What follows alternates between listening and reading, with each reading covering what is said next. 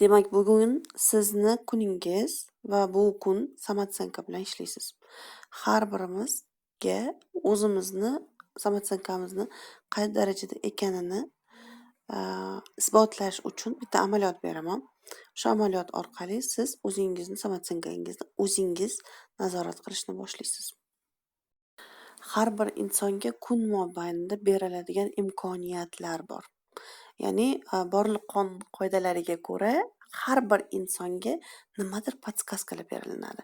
Siz buni qabul qiling, siz buni rad eting, buni oling, buni qo'ying va hokazolar.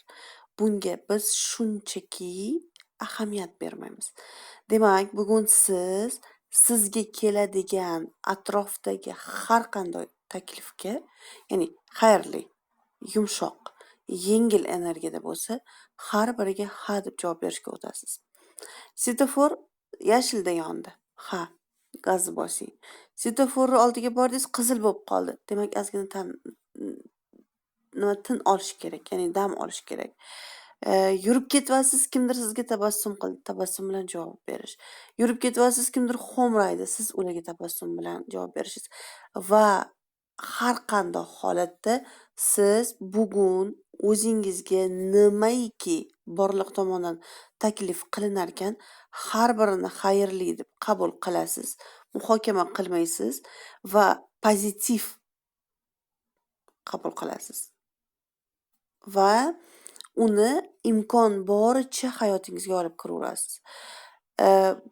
Mana shu amaliyotni qilayotganimda, men birinchi marta qilganimda shu qadar borliqdan ko'p signal kelar ekan, biz insonlar anglamas ekanmiz.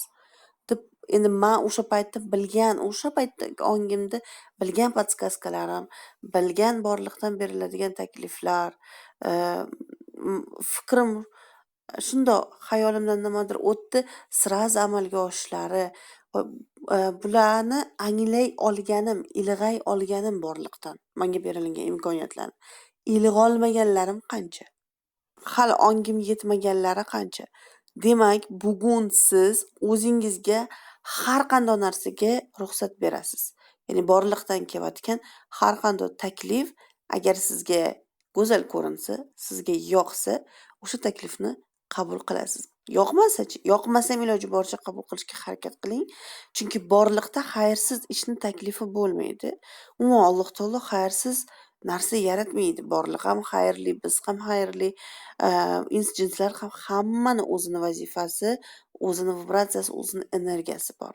O'sha xayrsiz deb o'ylayotgan ishimizni ham agar biz gumonimiz go'zal bo'lsa, ya'ni gumonimiz xayrga deb xizmat qilinishi kerak bo'lsa, demak fikrlarimiz bilan biz dunyodagi qonunni, ya'ni borliq qonunlari haqida gapiryapman deb, qonunni ishlashi hisobidan tezlashgan holda u realizatsiya, ya'ni hayotingizga moddiylashib beradi.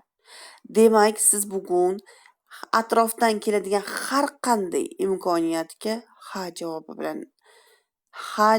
bilan, yana bir marta ha javobi bilan qabul qilishga o'tasiz.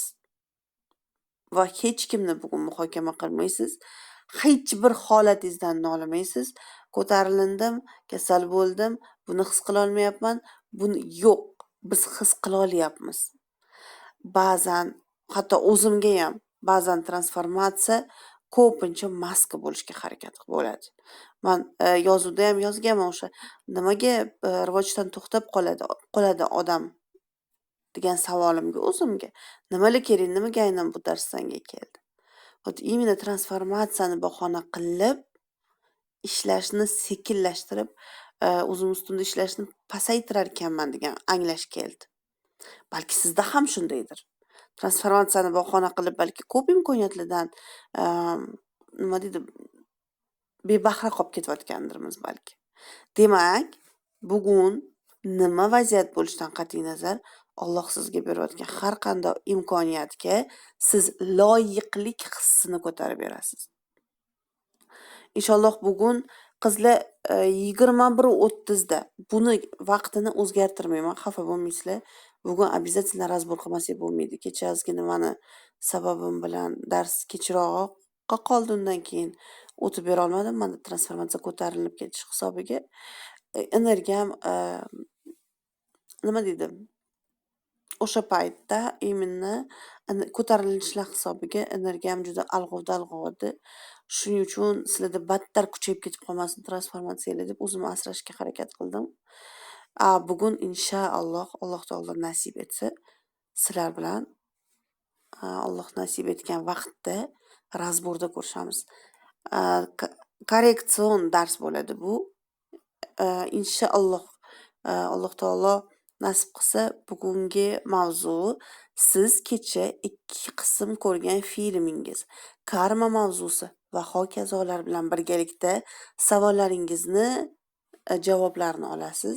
Podskaskalar anglolmayotgan podskaskalaringizga balki belgilar orqali, qaysidir vaziyatlaringiz orqali javob topishga intilib ko'ramiz. Umuman olganda sizni korreksiya qilamiz. Buguncha vazifa, hozircha vazifa shu va bugun yana qaytaraman 21:00 ga 21:30 gacha qiladigan ishingizni qilib oling. Boradigan joyingizga borib kelib oling. Bahonalar o'zingizga bermasdan harakat qiling o'sha paytda darsga aktiv bo'lishga. Va bu gap o'zimga ham tegishli. Xudo xolisa kechqurun darsda ko'rishamiz. Ungacha esa bugun qanchalik darajada loyiqligingizni ham kuzatib boring. Demak, 3 ta mavzu birlashar ekan. Bizda karma mavzusi, film, kinoterapiya deb nomladik va shu bilan birgalikda albatta bugun qay darajada o'zingizni borliqdan kelayotgan imkoniyatlarga loyiq ko'ra oldingiz. Bu haqida gaplashamiz.